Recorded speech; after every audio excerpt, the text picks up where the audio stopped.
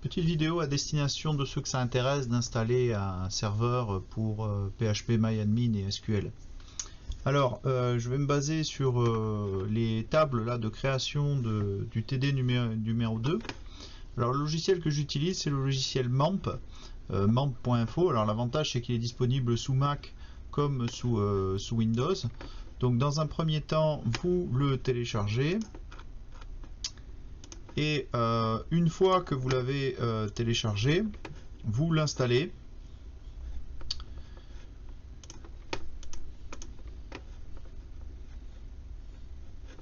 Voilà.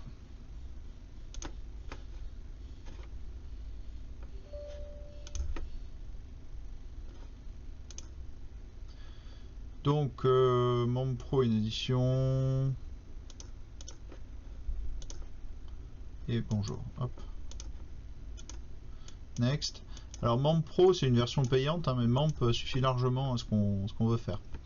Donc, on installe l'appli.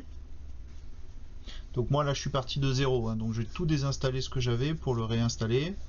Et on va voir un petit peu où est-ce qu'on arrive ensuite. Alors, à la base, c'est un serveur web, donc il gère aussi le PHP.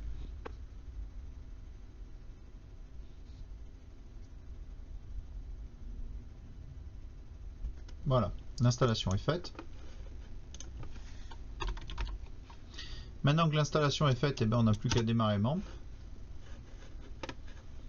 Voilà, donc cette page est plus utile.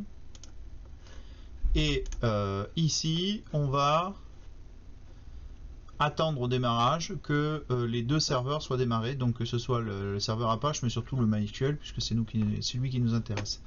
Une fois que ça c'est fait, on va aller dans Open Web Start Page. Et donc ici, vous avez le serveur web qui est maintenant présent sur votre ordi. Hein. Vous voyez que je vais taper dans l'adresse localhost.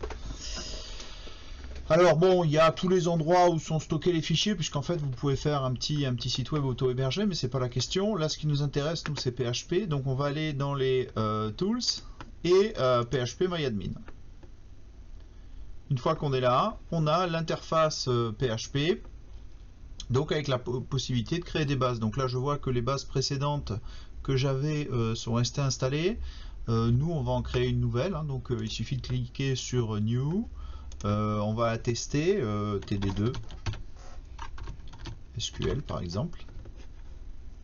Et on va la créer. Maintenant que la base est créée, on va directement aller dans cette page là qui est une espèce de bash de console d'exécution SQL et on va récupérer les deux fichiers de création de base qu'on a dans le Moodle, donc avec création des tables et insertion des données. Donc je commence par créer les tables, hein, je copie-colle tout là dedans, hop, go, voilà. Vous voyez que la base de données à côté elle est apparue avec toutes les tables qui sont importantes et on va retourner dans SQL et puis maintenant on va copier toute cette partie là. Pouf. Voilà, go. Maintenant qu'on a fait ça, on peut voir que dans les bases de données acteurs, tout ça on a les données. Et maintenant si vous voulez faire joujou avec des requêtes SQL, et vous allez ici et vous faites les requêtes que vous voulez, from acteur par exemple, et vous les exécutez ici.